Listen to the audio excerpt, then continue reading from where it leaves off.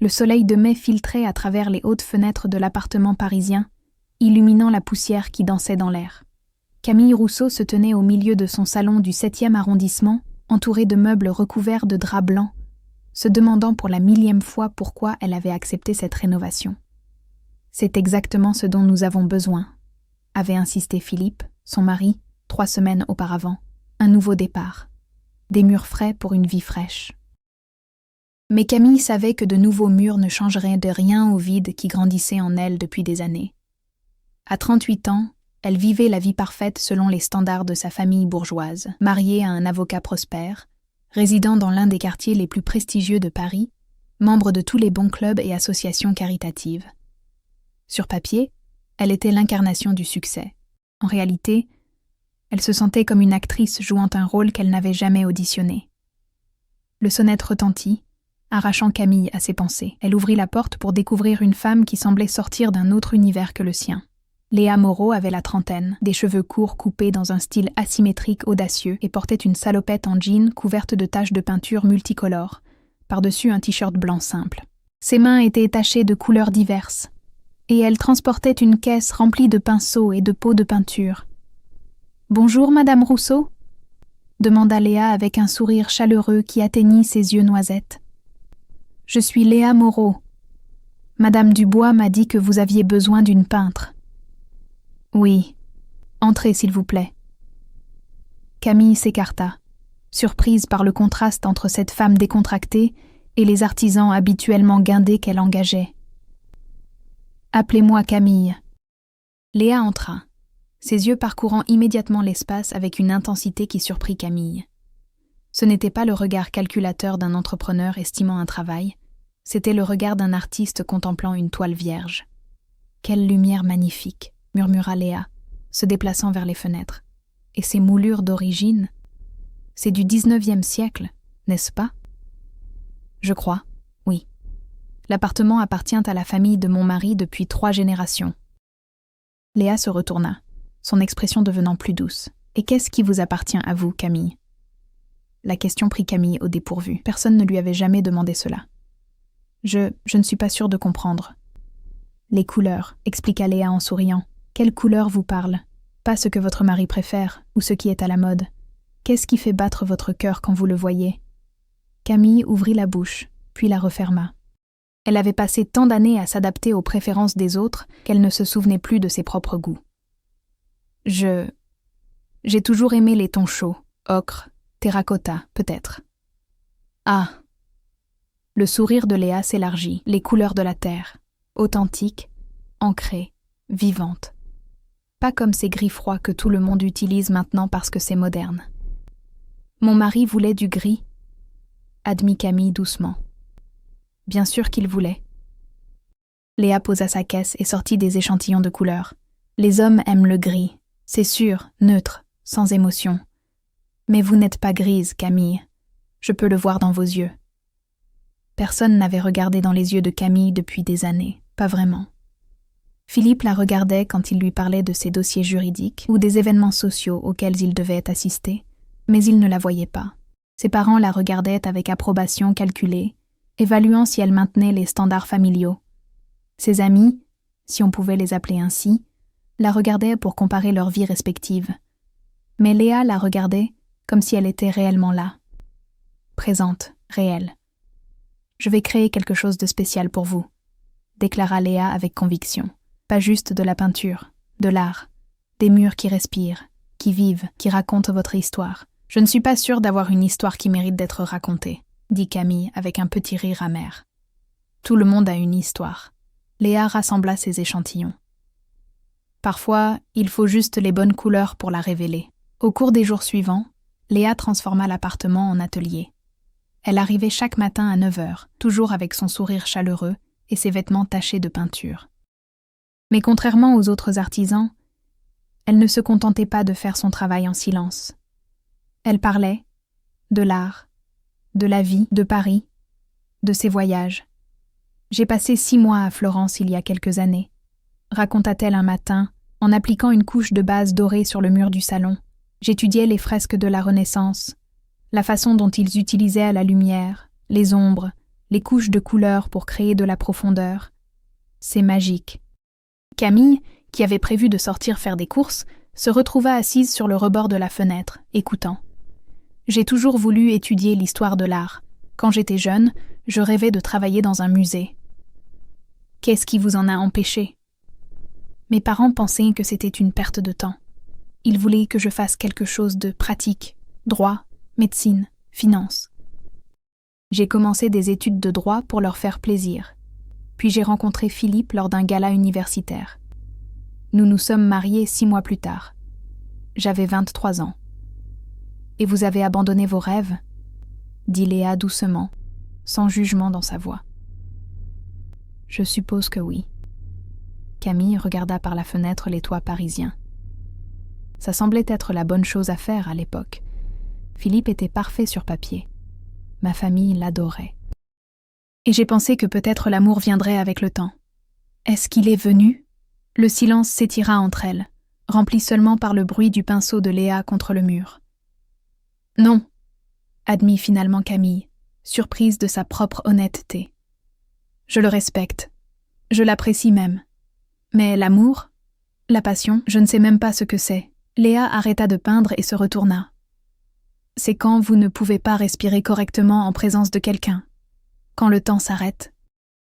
Quand vous sentez que vous pourriez affronter n'importe quoi tant que cette personne est à vos côtés. Quelque chose dans la façon dont Léa parlait, avec une telle certitude, une telle intensité, fit battre le cœur de Camille plus vite. Vous avez ressenti ça? Oui. Un sourire triste passa sur le visage de Léa. Une fois. Il y a longtemps. Qu'est-ce qui s'est passé? Elle a choisi la sécurité plutôt que l'amour. Elle s'est mariée à un homme pour plaire à sa famille. Léa reprit son pinceau. Je ne lui en veux pas. C'était une autre époque, plus difficile pour les gens comme nous. Les mots résonnèrent dans l'esprit de Camille. Les gens comme nous. Elle. Us. Elle voulait demander ce que Léa voulait dire, mais elle connaissait déjà la réponse. Elle l'avait toujours connue, enfouie profondément sous des années de déni et de conformité. Ce soir-là, Philippe rentra tard du bureau, comme d'habitude. Camille avait préparé le dîner, ou plutôt, leur cuisinière l'avait fait, et ils mangèrent dans un silence confortable, mais vide. « Comment avance la peinture ?» demanda Philippe en coupant son steak. « Bien, Léa est très talentueuse. »« Léa ?» Il leva les yeux. « C'est une femme ?» Madame Dubois ne m'a pas mentionné ça. Est-ce important ? Non. Bien sûr que non, mais son ton suggérait autrement. Je suppose que je m'attendais à un homme. La peinture est généralement un métier masculin. Peut-être était-ce vrai autrefois, répliqua Camille avec une pointe d'irritation qu'elle ne chercha pas à masquer. Mais Léa est excellente dans ce qu'elle fait. Tu verras quand ce sera terminé.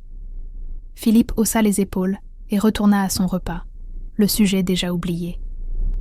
Pour lui, les détails de la rénovation n'importaient pas tant que le résultat final impressionnait ses associés et ses clients lors des dîners. Cette nuit-là, allongée à côté de son mari endormi, Camille fixa le plafond et pensa à Léa. À son sourire, à ses mains tachées de peinture, à la façon dont elle parlait d'art avec passion, à la question qu'elle avait posée « Qu'est-ce qui vous appartient à vous ?»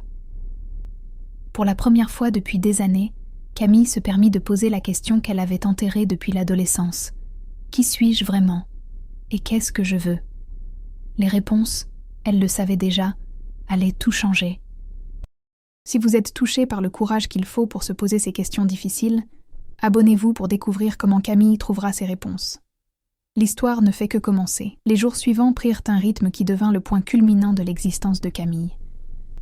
Elle se réveillait le matin avec une anticipation qu'elle n'avait pas ressentie depuis l'enfance, sachant que Léa arriverait à 9h. Philippe partait tôt pour son cabinet, ce qui laissait les matinées à Camille et Léa seules dans l'appartement. « Vous devez arrêter de trouver des excuses pour rester ici », taquina Léa un matin, alors que Camille prétendait réorganiser les livres dans son bureau pour la 3e fois. « Ne vous méprenez pas. J'adore votre compagnie. »« Mais n'avez-vous pas des choses de femme au foyer riche à faire ? Des déjeuners de charité, des cours de yoga ?» Camille rit, un son qui semblait plus libre ces derniers jours. « Probablement, mais ils sont terriblement ennuyeux comparés à vous regarder travailler. » Me regarder appliquer de la peinture sur un mur est plus intéressant que votre vie sociale? Léa leva un sourcil. Camille, vous avez besoin de meilleurs amis. Je n'ai pas vraiment d'amis, admit Camille. J'ai des connaissances. Des femmes avec qui je prends le thé et discute de choses sans importance. Mais des personnes qui me connaissent vraiment? Non. Léa posa son pinceau et se tourna complètement vers Camille. Alors racontez-moi quelque chose de réel. Quelque chose que vous n'avez jamais dit à personne. Camille hésita, son cœur battant. Il y avait tant de choses qu'elle n'avait jamais dites. Tant de vérités enfermées dans sa poitrine comme des oiseaux en cage. Léa attendit patiemment, ses yeux noisettes doux et encourageants. Quand j'avais 16 ans, commença Camille lentement, il y avait une fille dans mon lycée, Margot. Elle était dans ma classe de littérature. Elle avait des cheveux roux bouclés et portait toujours des jupes vintage qu'elle trouvait dans les brocantes. Elle s'arrêta, surprise par la clarté du souvenir. Je ne pouvais pas arrêter de la regarder. J'inventais des excuses pour lui parler. Je me portais volontaire pour être sa partenaire sur tous les projets, et quand elle riait à mes blagues, je me sentais comme si je pouvais voler.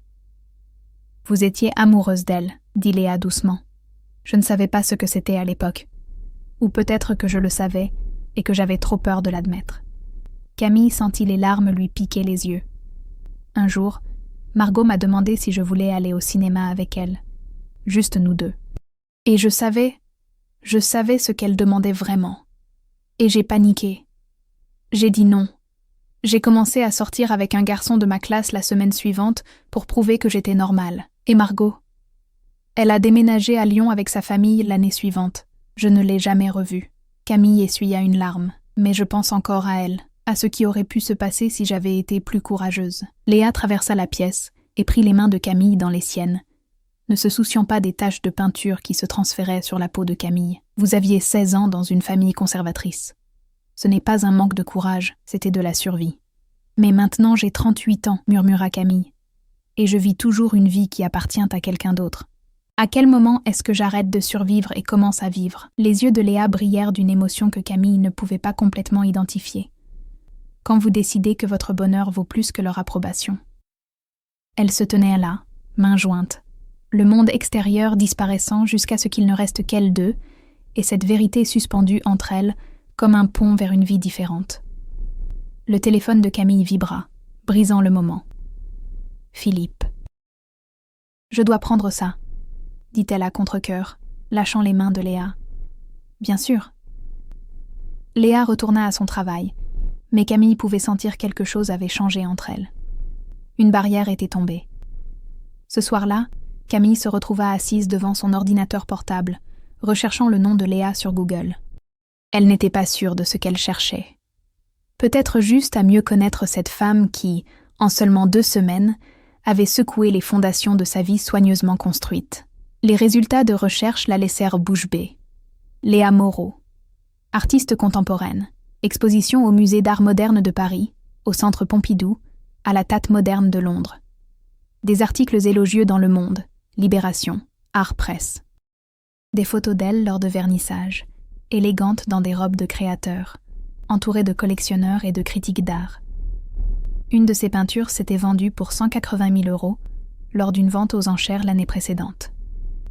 Camille fixa l'écran, son esprit tournant.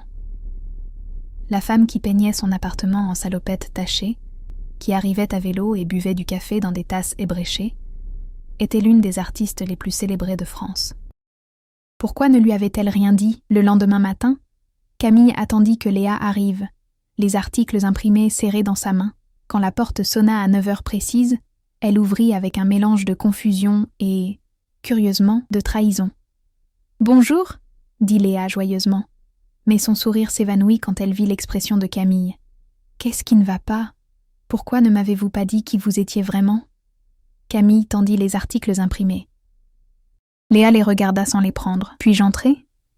Camille s'écarta, et Léa entra dans l'appartement qu'elle transformait depuis 3 semaines. Elle posa sa caisse d'outils et se tourna vers Camille. « Je vous ai dit exactement qui j'étais, » dit Léa calmement. « Je suis une artiste qui aime la peinture, les voyages et les conversations honnêtes. Vous êtes célèbre, Vous vendez des œuvres pour des centaines de milliers d'euros. Pourquoi accepteriez-vous un travail de peinture d'appartement ? Un petit sourire joua sur les lèvres de Léa. Vous voulez la vraie raison, s'il vous plaît ? Parce que quand Madame Dubois m'a parlé de vous lors d'un dîner, quelque chose dans sa description m'a intriguée. Une femme vivant dans une cage dorée, cherchant désespérément à en sortir, mais ne sachant pas comment. Ça m'a rappelé quelqu'un. Elle s'avança d'un pas. Moi. Il y a 10 ans, avant que je trouve le courage d'être qui je suis vraiment. Alors c'était quoi ? Un projet de charité ? La pauvre femme riche coincée que vous alliez sauver ? Non. La voix de Léa était ferme maintenant. C'était une femme que je voulais connaître. Pas Madame Philippe Rousseau, épouse parfaite avec l'appartement parfait. Mais Camille. La femme qui rêvait d'histoire de l'art et qui est tombée amoureuse de Margot aux cheveux roux. La femme qui se cache derrière des sourires polis et des conversations vides parce qu'elle a peur de ce qui se passerait si elle montrait qui elle est vraiment. Les larmes coulaient maintenant librement sur les joues de Camille. Vous auriez pu simplement me dire la vérité. Et vous m'auriez traité différemment. Vous auriez été intimidé ou impressionné, ou vous auriez essayé de m'utiliser pour améliorer votre statut social. Tout le monde le fait. Léa essuya doucement une larme sur la joue de Camille. Mais pendant ces 3 semaines, vous m'avez juste vu. Vous m'avez parlé comme à une personne, pas comme à un nom ou une opportunité. Vous savez à quel point c'est rare dans mon monde ? À quel point c'est précieux. Je ne sais pas quoi dire, murmura Camille. Dites-moi si vous voulez que je parte et que je trouve quelqu'un d'autre pour finir les murs. Ou dites-moi que vous comprenez pourquoi j'ai fait ça et laissez-moi continuer à vous connaître, la vraie vous. Camille regarda dans les yeux de Léa et vit une vulnérabilité qui reflétait la sienne. 2 femmes essayant de naviguer dans un monde qui voulait qu'elles soient autre chose que ce qu'elles étaient. « Restez », dit-elle finalement. « S'il vous plaît, restez. » Le sourire de Léa était comme le soleil perçant les nuages. « Bien. Parce que j'ai des plans pour votre chambre qui vont vous époustoufler. » Elles retournèrent au travail, mais quelque chose de fondamental avait changé. Camille n'arrêta de faire semblant d'avoir d'autres choses à faire. Elle s'asseyait ouvertement, regardait Léa travailler, et elle parlait de tout et de rien. De l'art, de la vie, des rêves abandonnés et de ceux encore possibles. « Pourquoi continuez-vous à faire des travaux de peinture si vous êtes si connu ?» demanda Camille un après-midi. « Parce que ça me garde ancré. Ma peinture de galerie, c'est intellectuel, conceptuel, pour les critiques et les collectionneurs.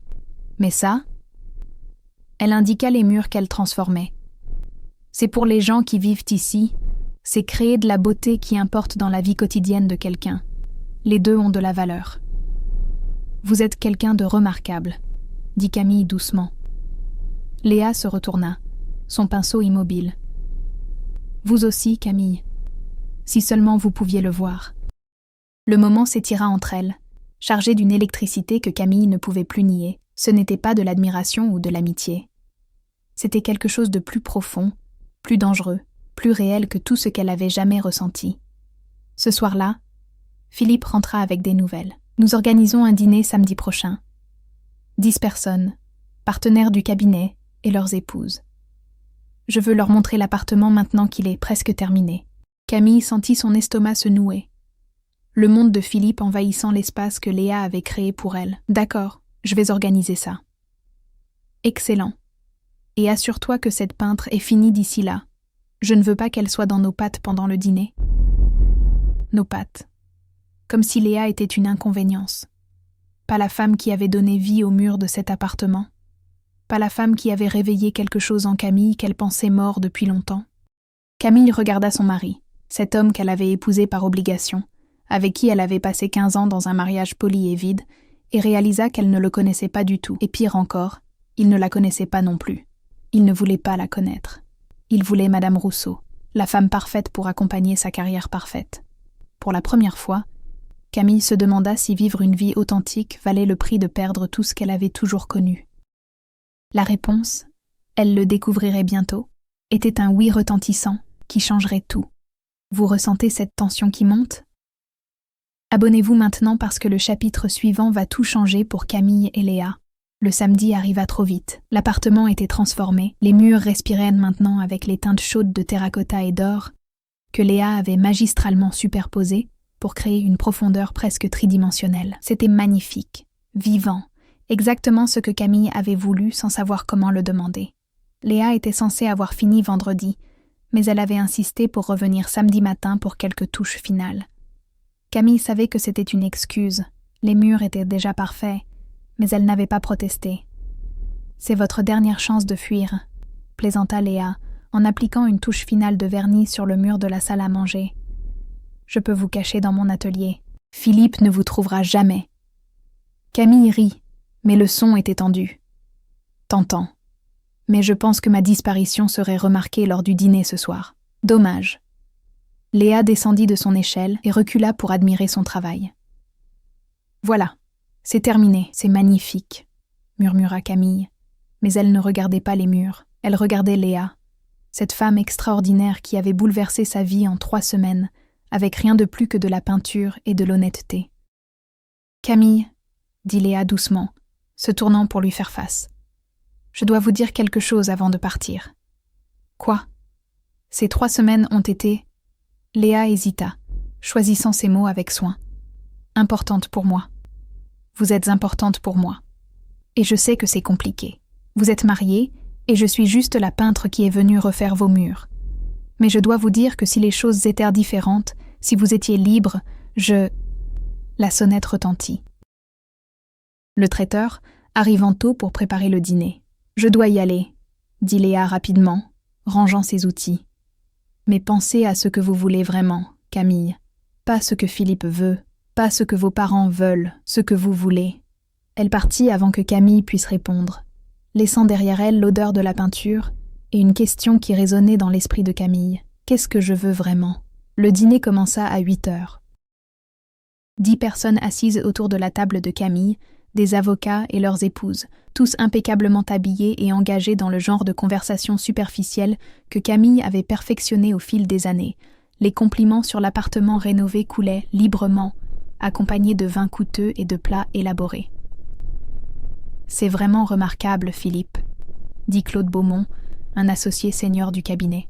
« Cette technique de peinture, c'est presque comme de l'art. »« Ma femme a bon goût, » répondit Philippe, comme si Camille était un accessoire qu'il avait choisi avec soin.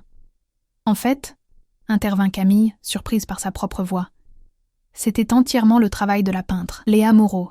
Elle a une vision incroyable. »« Moreau ?» Claude se redressa soudainement. « Léa Moreau, pas LM, l'artiste ? » Oui, en fait. Vous avez fait venir LM pour peindre votre appartement ? Claude sembla estomaqué. Savez-vous combien ces œuvres valent ? J'ai essayé d'acheter une de ces peintures l'année dernière, 180 000 €, et je n'étais même pas le meilleur enchérisseur. Le silence tomba sur la table. Philippe fixa Camille. Quoi ? Léa Moreau est l'une des artistes contemporaines les plus importantes de France, expliqua Claude, clairement ravi d'être celui à délivrer cette information. Elle expose dans les plus grands musées. Ses œuvres sont dans des collections privées du monde entier. Et elle a peint vos murs ? Je ne savais pas, dit Philippe, son visage rougissant. Le nom ne me disait rien. Évidemment, murmura Isabelle, la femme de Claude, avec un petit sourire. L'art n'a jamais été votre domaine, n'est-ce pas, Philippe ? Camille vit la mâchoire de son mari se serrer. Il détestait être fait idiot en public. Fascinant, dit un autre invité. Comment avez-vous réussi à la convaincre ? Elle est notorieusement sélective sur ses projets. Camille pensa à Léa, expliquant pourquoi elle était venue. Non pas pour l'argent ou la notoriété, mais pour voir la vraie Camille, pour aider quelqu'un qui se cachait derrière des murs invisibles autant que visibles. Elle voulait juste peindre, dit Camille simplement. Le reste du dîner passa dans un brouillard.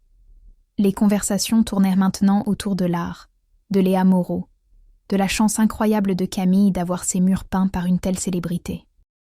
Philippe souriait et acquiesçait, mais Camille pouvait voir la tension dans ses épaules, la colère dans ses yeux quand il pensait que personne ne regardait. Quand les invités partirent enfin vers minuit, Philippe se tourna vers Camille. « Tu savais qui elle était ? » ?»« Pas au début. Je l'ai découvert il y a quelques jours. Et tu ne m'as rien dit ?» Sa voix montait.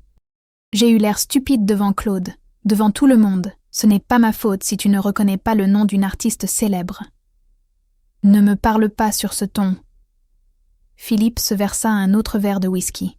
« Qu'est-ce qui se passe avec toi dernièrement? Tu es différente, distante. Peut-être que je me réveille enfin. Te réveiller? De quoi ?» Camille regarda son mari, cet homme qu'elle avait épousé par obligation il y a 15 ans, avec qui elle avait partagé un lit, mais jamais vraiment son cœur. D'une vie que je n'ai jamais vraiment voulu. Le silence qui suivit était pesant, dangereux. « Tu es fatigué », dit finalement Philippe, sa voix retrouvant son calme contrôlé. « Nous en parlerons demain quand tu seras plus rationnel. » Et là, dans ces mots, plus rationnels, Camille vit clairement pour la première fois comment Philippe la voyait. Pas comme une égale, pas comme une partenaire, comme quelque chose à gérer, à contrôler, à corriger quand elle ne se comportait pas correctement.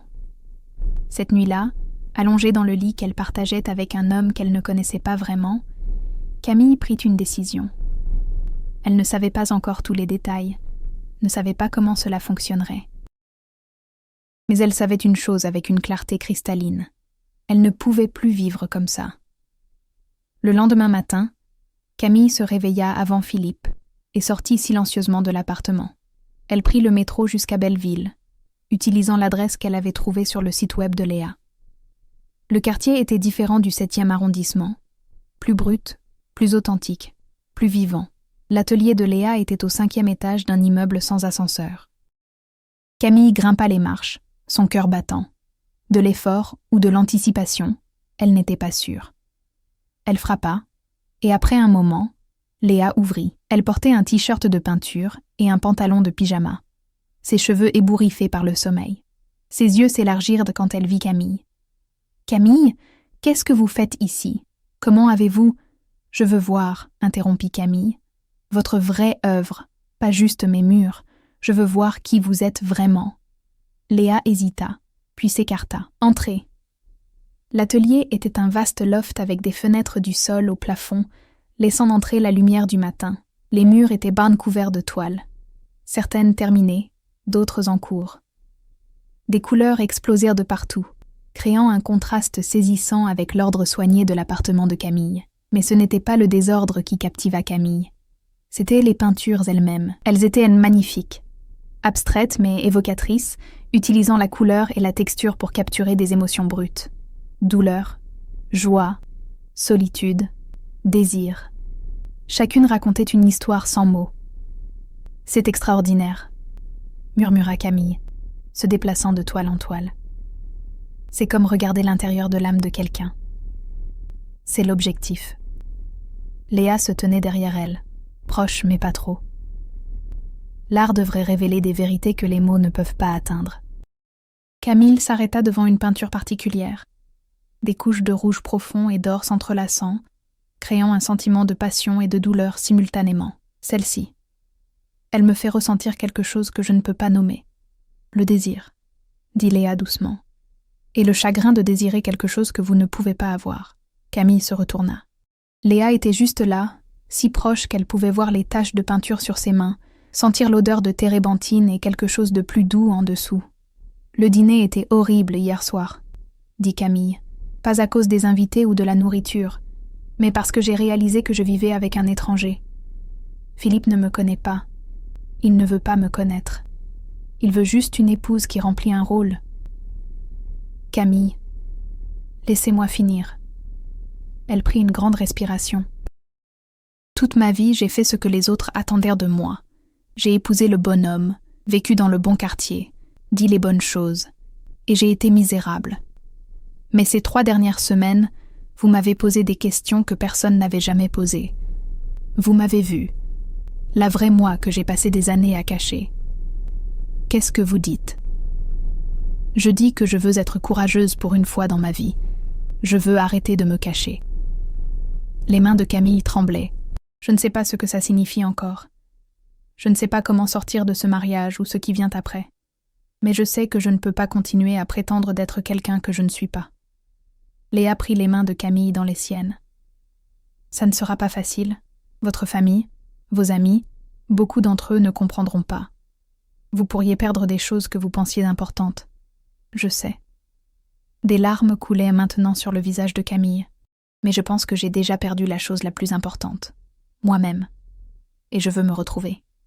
Alors je serai là, promit Léa. Pas comme votre sauveuse ou votre projet, mais comme votre amie. Quelqu'un qui comprend ce que c'est de choisir l'authenticité plutôt que l'approbation. Elles se tinrent là, mains jointes au milieu d'un atelier rempli de vérités peintes, deux femmes au bord d'une transformation qui changerait tout. Dehors, Paris continuait son rythme éternel, inconscient que dans un loft de Belleville, une femme venait de choisir de commencer à vivre pour la première fois. La route devant elle serait difficile, mais pour la première fois depuis des décennies, Camille savait qu'elle marchait sur le bon chemin. Vous sentez ce moment de courage ? Abonnez-vous pour voir comment Camille trouve la force de tout changer. La transformation ne fait que commencer. Les semaines suivantes furent un mélange de terreur et de libération. Camille commença par de petites choses, dire non à des événements sociaux qu'elle détestait, passer des après-midi au Louvre à étudier l'art qu'elle avait toujours aimé, ignorer les appels de sa mère qui voulait qu'elle organise le gala annuel de charité familiale. Et elle voyait Léa. Pas secrètement, pas honteusement, mais ouvertement. Elle prenait le café dans les cafés de Belleville, marchait le long de la Seine en discutant de tout et de rien, passait des heures dans l'atelier de Léa à parler d'art et de vie. Philippe remarqua, bien sûr. « Tu es encore sortie avec cette peintre », dit-il un soir, son ton accusateur.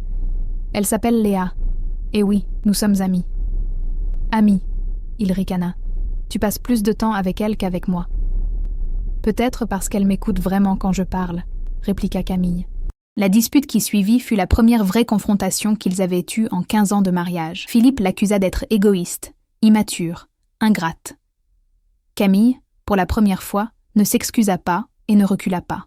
« Je veux le divorce », dit-elle finalement, les mots sortant plus facilement qu'elle ne l'aurait cru. Philippe la fixa, son visage devenant rouge. « Quoi ? » ?»« Je veux le divorce. Ce mariage est mort depuis des années, Philippe. Nous le savons tous les deux. C'est absurde.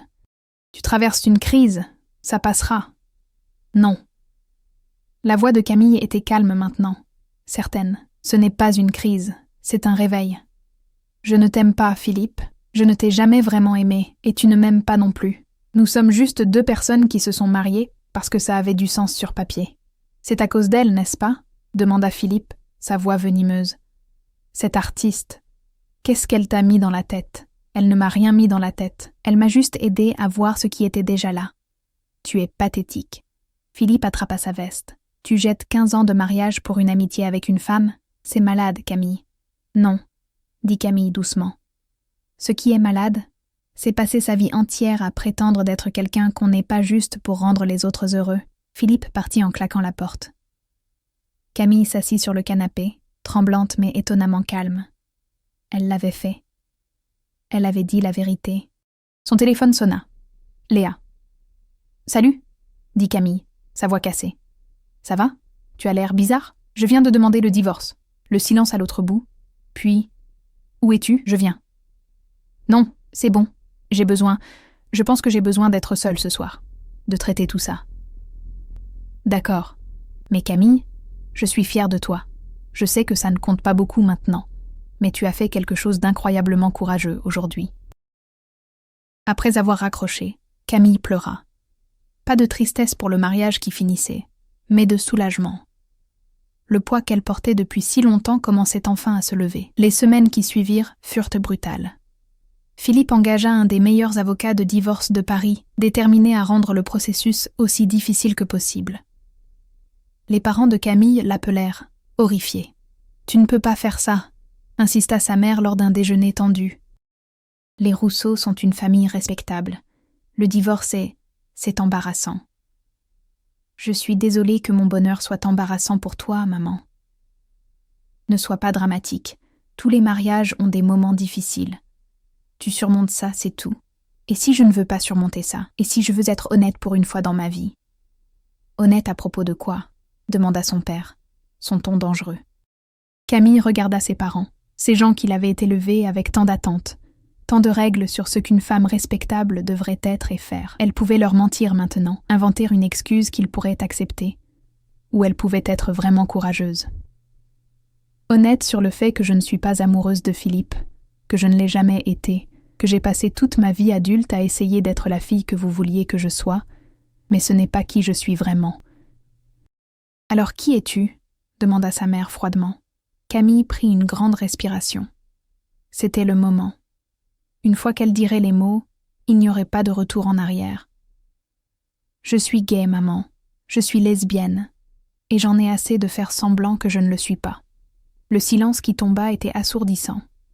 Le visage de sa mère devint blanc, puis rouge. Son père se leva si brusquement que sa chaise bascula. « Je ne veux plus t'entendre dire ces mots. » gronda-t-il. « Tu es malade. Tu as besoin d'aide. »« Je ne suis pas malade, » dit Camille, sa voix tremblant mais ferme. « Je suis enfin honnête. Si tu divorces Philippe pour poursuivre cette perversion, » dit sa mère, le mot sortant comme du venin, « tu ne seras plus notre fille. » Les mots auraient dû la briser. Il y a un mois, ils l'auraient fait. Mais maintenant, avec des semaines de travail sur elle-même et le soutien de Léa, Camille trouva une force qu'elle ne savait pas posséder. « Alors je suppose que je ne suis plus votre fille, » dit-elle doucement. « Parce que je ne vais pas passer le reste de ma vie à vivre un mensonge pour vous rendre heureux. » Elle quitta le restaurant avant qu'il puisse répondre, ses jambes la portant jusqu'à ce qu'elle trouve un banc dans un parc voisin. C'est là que Léa la trouva 20 minutes plus tard, alertée par un texto désespéré. « Ils m'ont renié, » dit Camille, la réalité s'installant. « Mes propres parents m'ont renié. » Léa s'assit à côté d'elle et prit sa main. « Je suis désolée. C'est leur perte, mais je sais que ça fait mal quand même. J'ai tout perdu. Mon mari, ma famille, ma place dans la société. Qu'est-ce que je fais maintenant ? » « Maintenant, » dit Léa doucement, « tu te construis une nouvelle vie, une vie honnête. Ça ne sera pas facile, et ça ne sera pas ce que tu avais prévu. Mais ce sera tien. Vraiment tien. » Au cours des mois suivants, Camille fit exactement ça. Le divorce fut finalisé, Philippe obtint l'appartement, mais Camille s'en fichait. Elle n'avait jamais aimé cet endroit de toute façon. Elle trouva un petit studio à Belleville, pas loin de l'atelier de Léa. Elle s'inscrivit à des cours d'histoire de l'art à la Sorbonne, poursuivant enfin le rêve qu'elle avait abandonné il y a 20 ans.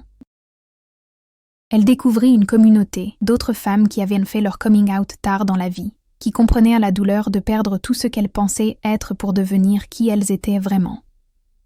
Elle se fit de vrais amis pour la première fois, des gens qui l'aimaient pour elle-même, pas pour son nom ou son statut. Et Léa était là à chaque étape, ni comme une sauveuse, ni comme une histoire d'amour. Pas encore. Juste comme quelqu'un qui comprenait, qui avait parcouru ce chemin difficile avant elle. « Vous savez, » dit Camille un soir, alors qu'elle buvait du vin sur le minuscule balcon de son studio, regardant le coucher de soleil sur les toits de Paris. « Je devrais être misérable, j'ai tout perdu. »« Mais vous ne l'êtes pas, » dit Léa. Une affirmation, pas une question. « Non. » Camille sourit.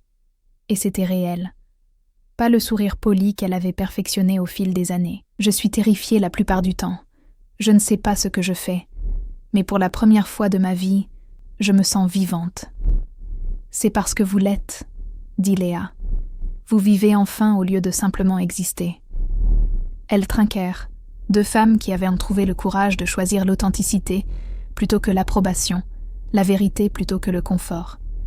L'histoire d'amour entre elles viendrait plus tard, construite sur des fondations d'amitié et de compréhension mutuelle.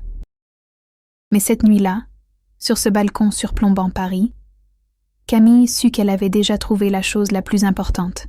Elle s'était trouvée elle-même. Sentez-vous cette transformation ? Abonnez-vous maintenant pour le chapitre final où l'amour devient finalement possible. 6 mois après que Camille ait quitté Philippe, le printemps revint à Paris. Les arbres le long des boulevards explosèrent en fleurs roses et blanches, et la ville sembla respirer avec une vie nouvelle. Camille aussi. Elle était méconnaissable de la femme qui avait ouvert la porte à Léa presque 1 an auparavant. Ses cheveux, autrefois toujours soigneusement coiffés, tombaient maintenant librement sur ses épaules. Elle portait des jeans et des pulls confortables, au lieu de tenues de créateur. Et quand elle souriait, ce qu'elle faisait souvent maintenant, c'était avec une joie non filtrée qui illuminait son visage entier. Elle avait excellé dans ses cours à la Sorbonne, sa passion longtemps réprimée pour l'histoire de l'art s'épanouissant dans un environnement qui valorisait sa pensée critique et sa perspective unique. Un de ses professeurs l'avait même recruté pour aider à la conservation d'une prochaine exposition sur les femmes artistes de la Belle Époque. Mais le plus grand changement était émotionnel. Camille ne se cachait plus.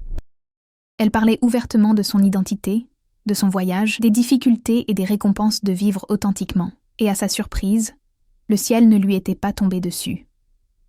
En fait, beaucoup de gens l'admiraient pour son courage. Léa et elle étaient devenues inséparables, mais toujours pas romantiquement impliquées. Léa avait été ferme sur ce point. « Je ne veux pas être la personne vers qui vous courez parce que vous quittez votre mari », avait-elle expliqué lors d'une conversation difficile 3 mois après le divorce.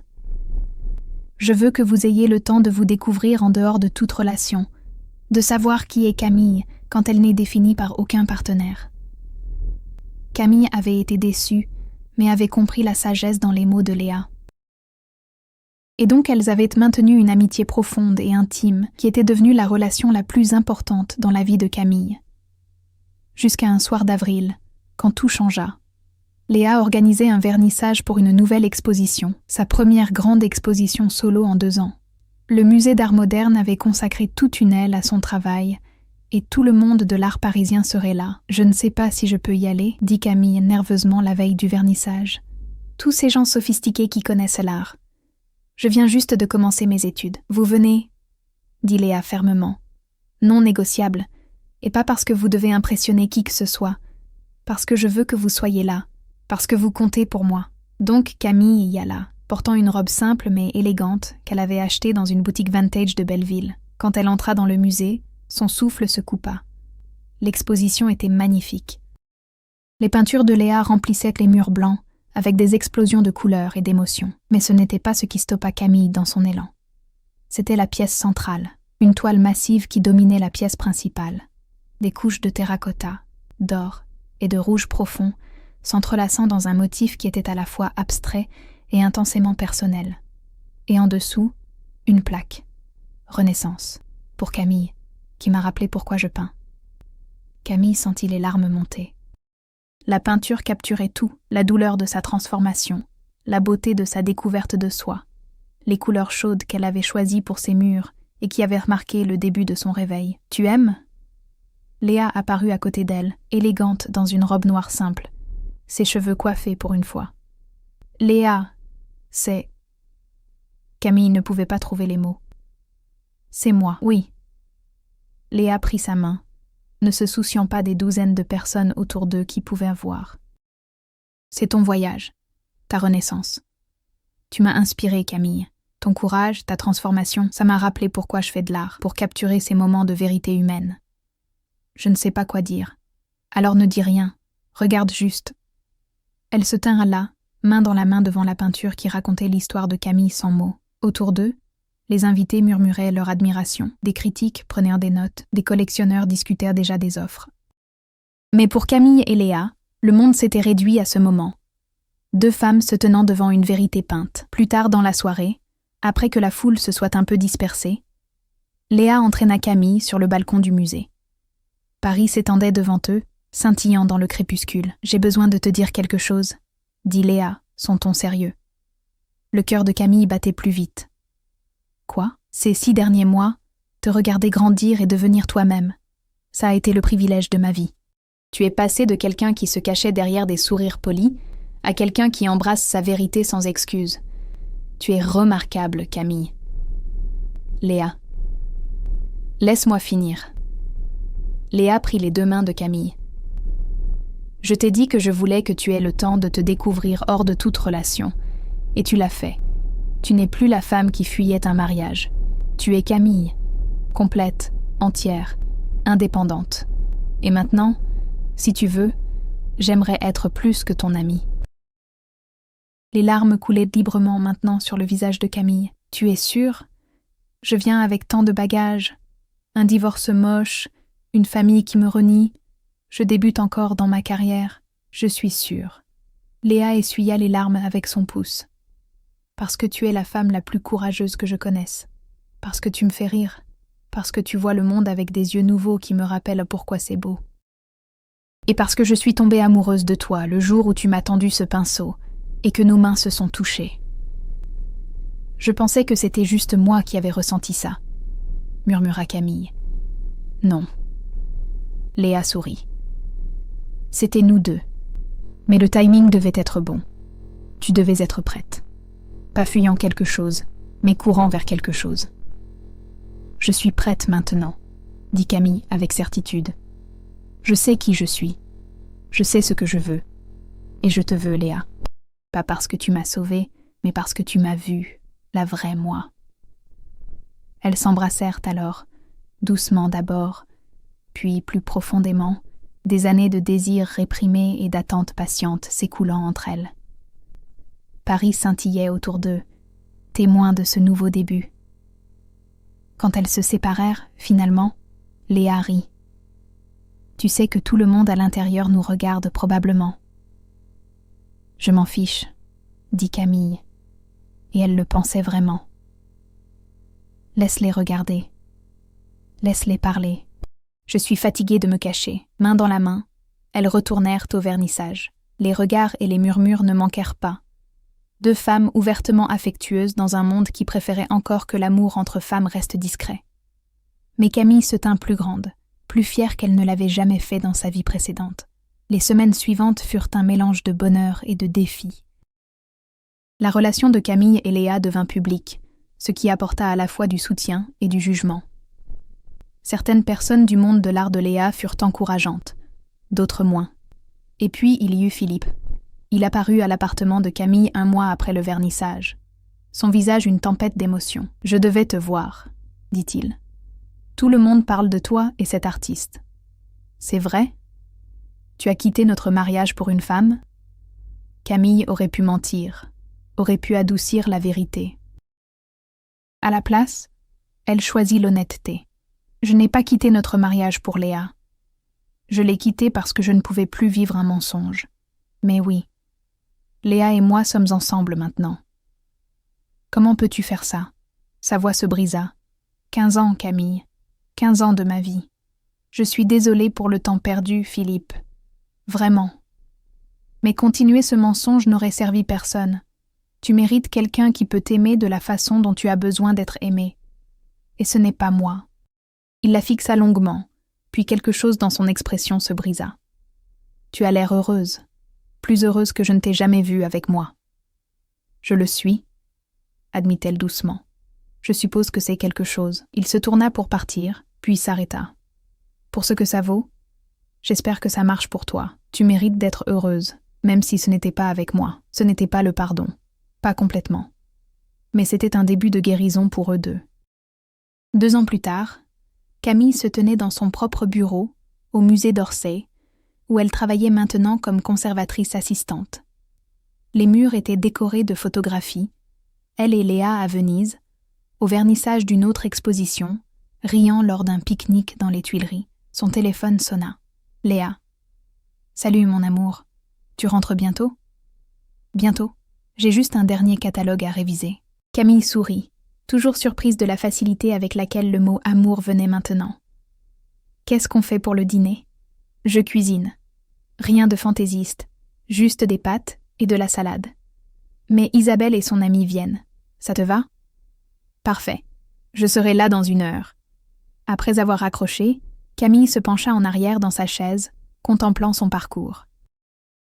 Elle avait perdu sa famille, ses parents ne lui parlaient toujours pas, bien qu'elle ait entendu par son cousin qu'il demandait occasionnellement de ses nouvelles. Elle avait perdu son statut social, ses amis de surface, la vie de luxe qu'elle avait connue. Mais elle avait gagné tellement plus. Une carrière qu'elle aimait, de vrais amis qui la valorisaient pour qui elle était. Et Léa, merveilleuse, talentueuse, aimante Léa qui la voyait complètement et l'aimait de toute façon. Ce soir-là, dans leur appartement de Belleville qu'elle partageait maintenant, Camille regarda autour de la table. Léa riant d'une blague qu'Isabelle venait de raconter, leurs amis se sentant chez eux dans leur espace, de la musique jouant doucement en arrière-plan. Les murs de cet appartement étaient peints dans les mêmes tons chauds de terracotta et d'or que Léa avait utilisés dans l'ancien appartement de Camille. Mais maintenant, ils représentaient quelque chose de différent, non pas un réveil, mais une maison. Un endroit construit sur l'authenticité et l'amour. À quoi penses-tu ? Demanda Léa plus tard, alors qu'elles nettoyèrent la cuisine après le départ de leurs invités. À quel point j'ai de la chance, dit Camille, enveloppant ses bras autour de la taille de Léa par derrière. Il y a 3 ans, je vivais dans une cage dorée, terrifiée d'être qui j'étais vraiment. Et maintenant ? Et maintenant tu es libre, termina Léa, se retournant dans les bras de Camille. Nous sommes libres. Elles s'embrassèrent, entourées par les murs qu'elles avaient choisis ensemble, construisant une vie que personne n'avait choisie pour elles. Camille avait quitté son mari pour la femme qui peignait sa maison, sans savoir qu'elle était une artiste célèbre. Mais plus importante encore, elle s'était quittée elle-même, la fausse version qu'elle avait présentée au monde pendant 38 ans, et avait trouvé qui elle était vraiment. Et cette personne, elle découvrit, valait la peine d'être connue, valait la peine d'être aimée, valait chaque moment difficile sur le chemin de devenir authentiquement elle-même. Dehors, Paris brillait dans la nuit, éternelle et magnifique. Et à l'intérieur, 2 femmes qui avaient trouvé le courage de vivre vraiment se tenaient dans leur cuisine, planifiant un avenir qu'elles n'auraient jamais pu imaginer mais qui était plus beau que tous leurs rêves. Parce que parfois, la meilleure vie est celle que vous n'aviez pas prévue, celle que vous créez quand vous choisissez enfin la vérité plutôt que le confort, l'authenticité plutôt que l'approbation, l'amour plutôt que la peur. Et parfois, si vous êtes très chanceux, tout commence avec une femme qui peint vos murs et vous demande « Qu'est-ce qui vous appartient à vous ?» Merci d'avoir suivi le voyage de Camille et Léa. Si cette histoire de courage et de transformation vous a touché, abonnez-vous à la chaîne et partagez-la avec quelqu'un qui a besoin d'entendre qu'il n'est jamais trop tard pour recommencer. Votre soutien aide ces histoires à atteindre ceux qui en ont le plus besoin. À bientôt pour une nouvelle histoire qui prouve que l'amour et l'authenticité valent toujours le risque.